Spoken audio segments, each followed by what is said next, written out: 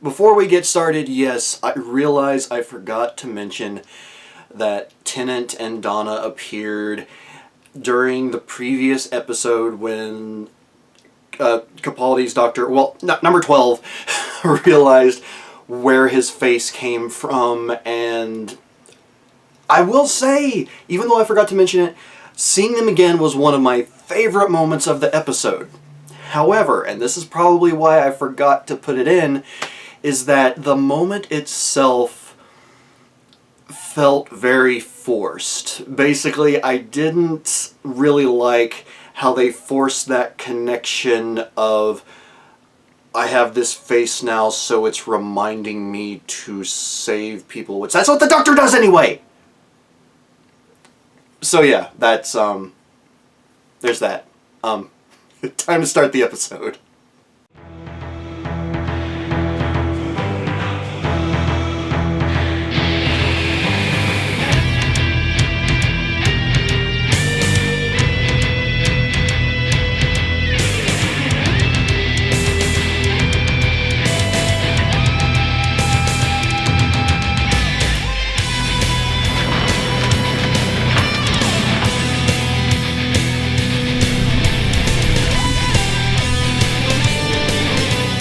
Hello everyone, I'm PapaKenn and welcome to episode 103 of Discovering Doctor Who, continuing the time traveling back, doing the reviews after I already did the reactions, to bring you my review of the two-parter, the Zygon Invasion and the Zygon Inversion. And let's get right into it with some of my favorite parts of this episode, or episodes, sorry. Starting with number one, and this one is a total cop-out, admittedly, but the intro, where they basically focus on the day of the Doctor, showing a bunch of those scenes. Just, it brought back so many great memories, especially if you've seen the live reaction / live stream of me watching that. It just brought back so many great memories to be watching that. So yeah, that's my first favorite part of the two episodes. Now my second favorite part, Osgood! I was confused and amazed when I saw her again, and then it dawned on me, well, I guess, I can't remember what order it came in exactly, either it was Osgood being kidnapped or what, but essentially, just seeing her again and finding out why there was still an Osgood around really made me happy, because she's just such an awesome character. And throughout both of these episodes, even though in the first one we don't get to see as much of her, I really enjoyed getting to see her. I really enjoyed just having the character around again. Part of me does hope that she will be a companion of sorts, even if it's just for an episode or maybe two at some point in the future. That's actually near the end of this series. I'm going to be given a theory, which I hope comes true, but who knows. But anyway, yes, Osgood, back in action, absolutely love it. That's my second favorite part. And my third favorite part of these episodes, and this one, it's hard for me to describe why it's one of my favorite aspects, but I just really liked it, and it keeps jumping out at me every time I think about these episodes, more so the first episode. But it's the little girl leader Zygons. It's like the leaders of the Zygons. Essentially, the bodies that they took were of two little girls, I assume like sisters basically. And I just found that really intriguing, because what is more unassuming really than children in the end? I just found that really ingenious, and it also led to a very interesting scene that, I don't know, it felt more awkward the second time I watched the episodes. But let's face it, if a man the Doctor's age, or visually his age, was kind of stalking a couple of girls around a playground, that would raise some questions. That would lead to some problems. That would lead to the officers being called and the Doctor potentially getting in trouble. But yeah, just the scenes involving them, the first scenes involving them, I just found that really intriguing. And the girls that played them, they only had a few lines, but they, for their age, they gave a good performance. They, they said their lines very well, and I really enjoyed that, especially when it comes to, child actors their age. So, thumbs up to that. Now, moving on, my fourth favorite part of these episodes was, and this was actually pointed out to me by a commenter on the reaction. I can't remember who it was, but they pointed out a similarity in the Zygon Rebellion's symbol, just like the way it works, and their flags essentially were very close reflections of ISIL. Not ISIS, I don't like to call them that anymore, ISIL. But I found that to be really intriguing, and it's very obvious, especially as we near the end of the 2 episodes, that that's intended, or at least it seems like it was intended to me.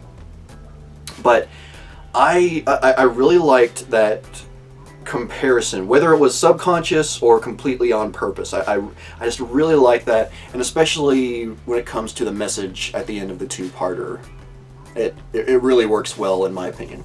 But moving on, my 5th favorite part of these 2 episodes was how the Zygons are able to shift to look like their attackers' family members. And it's like apparently, especially with the drone strike controller, they don't even have to be there. Somehow they're able to take the form of their family members through some sort of psychic ability or some sort of psychic connection, or maybe Unit had an insider that fed them that information. It's hard to say, but it was really intriguing, and I don't know if there's sort of a logic gap in that, like they did this in this could be really cool kind of way, but didn't really apply the logic of how the Zygons work completely. I don't know that for sure. There may be some issues there, but as it was, the way they utilized it, both with the drone strike and with when the Unit army or the Unit troops went in to attack the church, just the way that was utilized, I really liked that, and it was really clever and interesting. Now, moving on from there, my 6th favorite part of these episodes, well, again, more so the first episode, Kate Stewart and the officer, who we end up finding out is a Zygon later, but those scenes are really well done. I said this during the reaction, but when the officer turned out to be a Zygon, although parts of it made it pretty obvious, it's like, plot-wise, when it comes to story, it was kind of an obvious thing. The way that the actress was playing her, the way that the character came off, and the way that Kate and the officer went back and forth, just all the dialogue, it felt real. The actress made it seem as if this officer had really gone through just these horrible ordeals and that she was going through shock.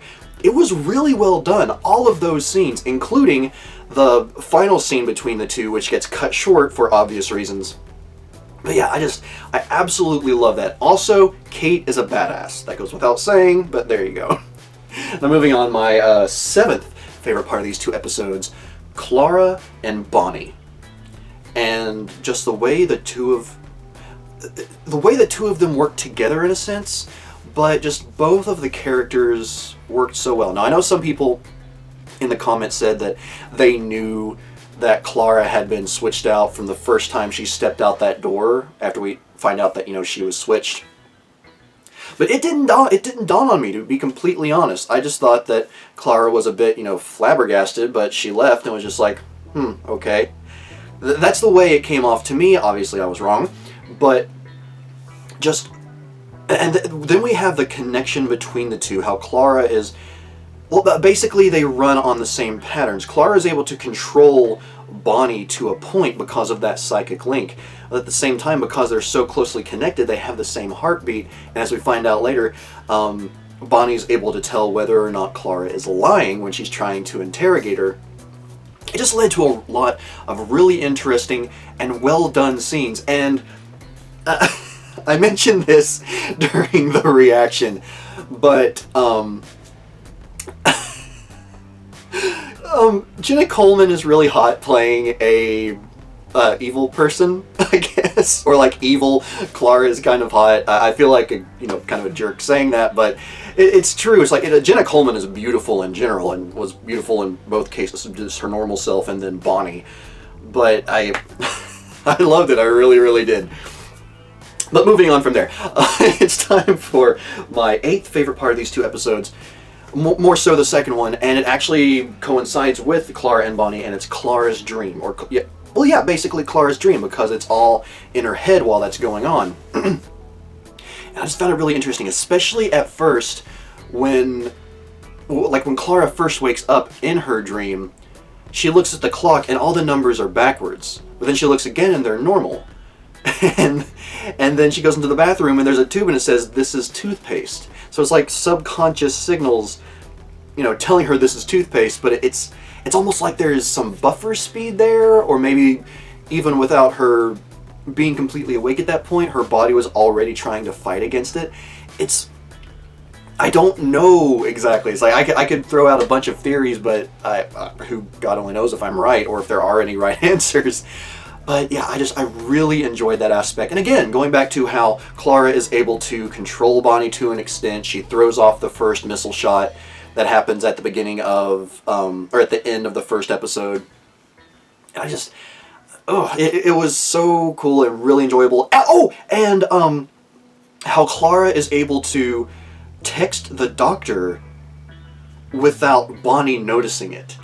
There were so many elements of that connection that I absolutely loved, and I know it probably won't happen again, but if they were to do something like that again in the future on this show, I would absolutely love it. I really want them to. It would be amazing, in my opinion. Or, if done well, it could be amazing. But I'll stop blathering on about that. It's time for my 9th favorite part of these 2 episodes, and it's when we learn the Doctor's name. And I can't remember what Osgood said her first name is, but the Doctor says his name is Basil. Sorry, I sounded like a 10-year-old there. He said his name was Basil. And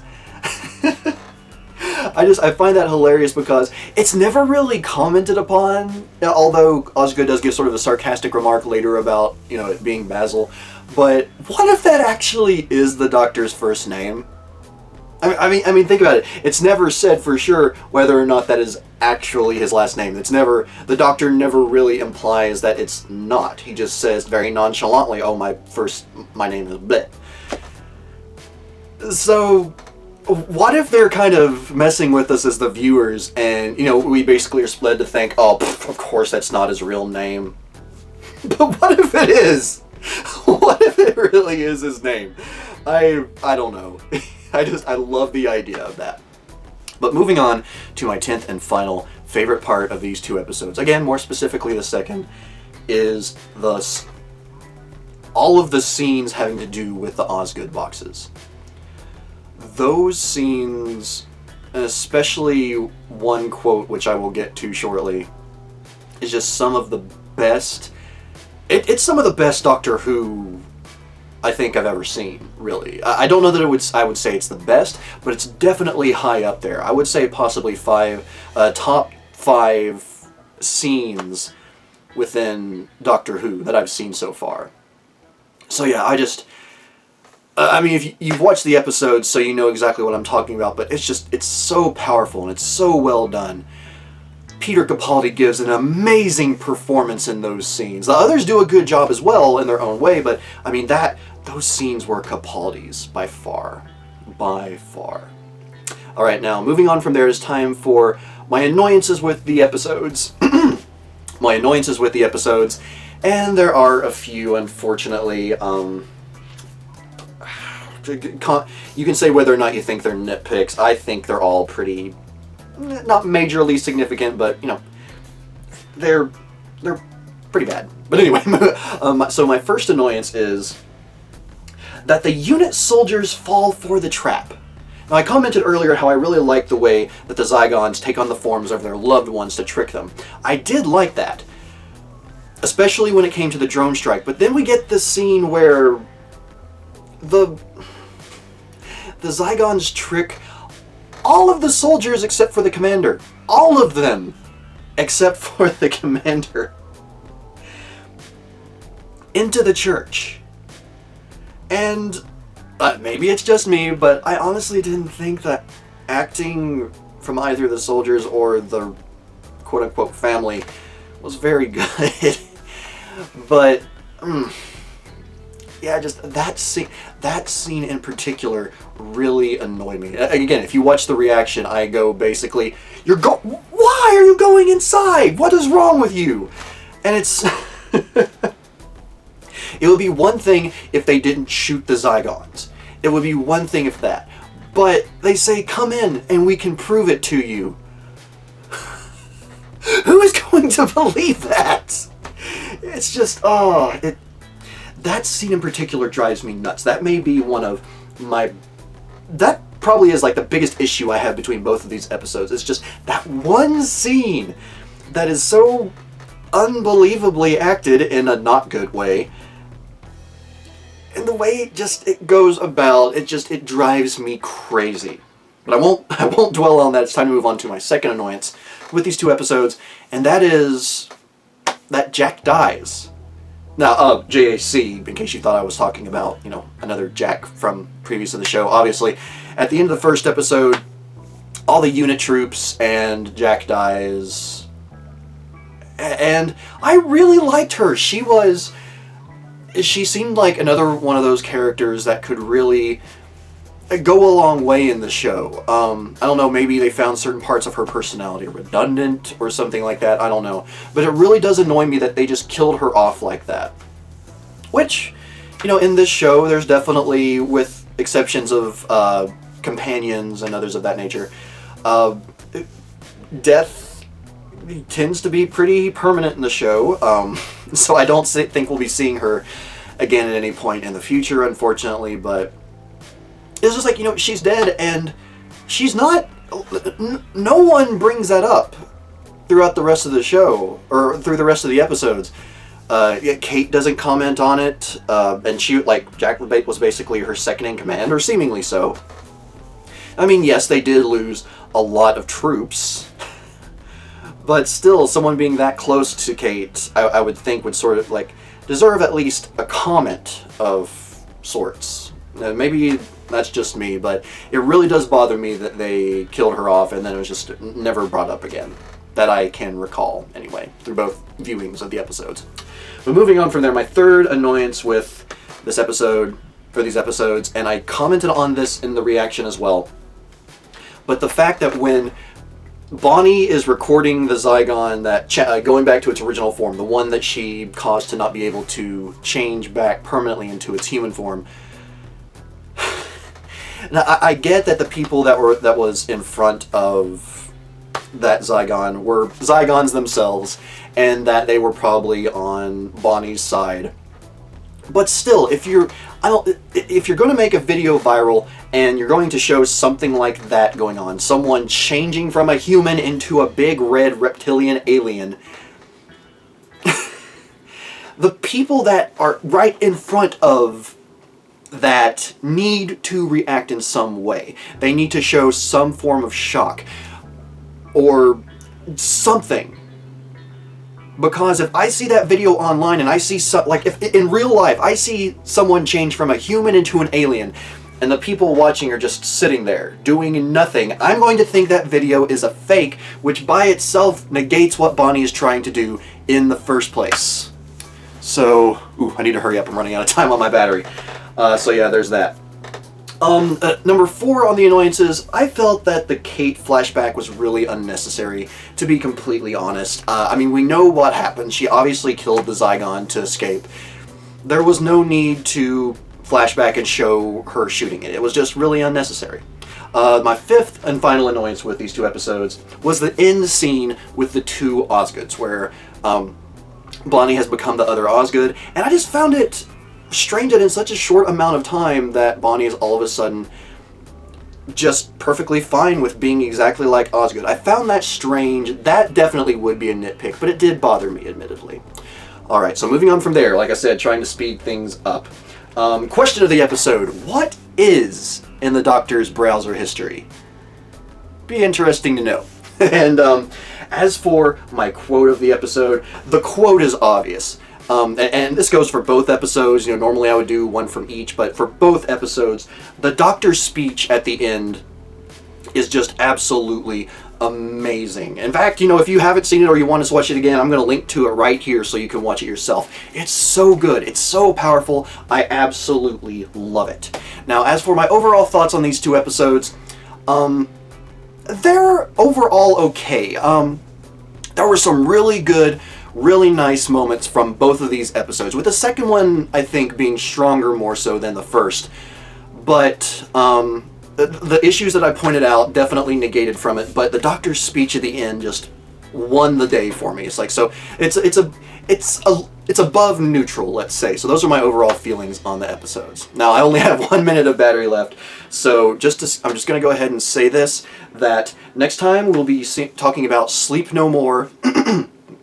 And yeah, so there's that. We'll be talking about Sleep No More, and until next time, Kenvians, I'm sorry for cutting this off short, but like I said, low battery. Until next time, Alonzi!